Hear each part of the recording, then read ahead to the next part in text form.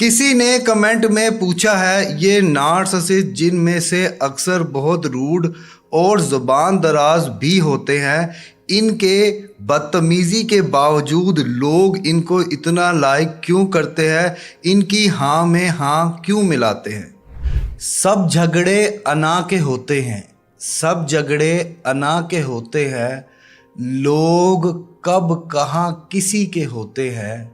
क्यों लगाते हो आरज़ुए मन उनसे, क्यों लगाते हो आरज़ुए मन उनसे जो खुद से बेवफा जुदा होते हैं।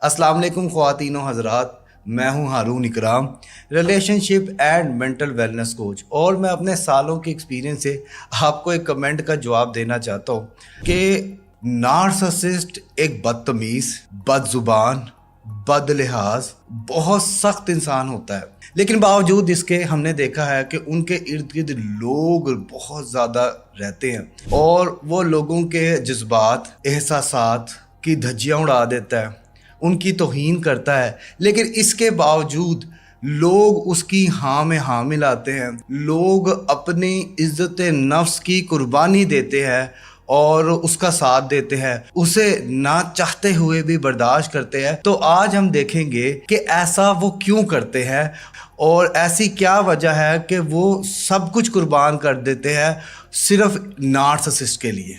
पहला पॉइंट है फेक कॉन्फिडेंस। हिटलर ने एक दफ़ा कहा था कि इतना झूठ बोलो और इतनी बुलंद आवाज़ से बोलो और इतने एतमाद से बोलो कि हर खासो आम को आपका झूठ सच लगे। नार्सिसिस्ट भी ऐसा ही करता है, वो पुरएतमाद होके ऊंची आवाज़ से ज़ोर लगा के विदाउट किसी हेजिटेशन से झूठ बोलता है, फेक कॉन्फिडेंस शो करता है और हमारी मासूम आवाम, हमारे मासूम लोगों को ऐसा महसूस होता है कि अगर इसकी आवाज़ बुलंद है, अगर इसमें कॉन्फिडेंट है, तो ये जो कुछ बोल रहा होगा ये सच ही बोल रहा होगा। इस वजह से लोग उसे फॉलो करते हैं क्योंकि उन्हें लगता है कि एक बंदा जिसमें बड़ा गरूर है, जिसमें बड़ा अना है, जिसमें बड़ा तकब्बुर है, और एक साइड पे कहीं ना कहीं वो अपने आप को मासूम भी शो कर रहे होते हैं कि इसमें मेरी कोई गलती नहीं, इसमें मेरा कोई कसूर नहीं, जो भी कुछ किया है वो तुमने ही किया, मैं तो तुम्हारे भले का ही सोच रहा था। तो इस वजह से भी लोग नार्सिसिस्ट लोगों के इर्द गिर्द जमा रहते हैं। सेकंड पॉइंट है फेक पर्सनैलिटी।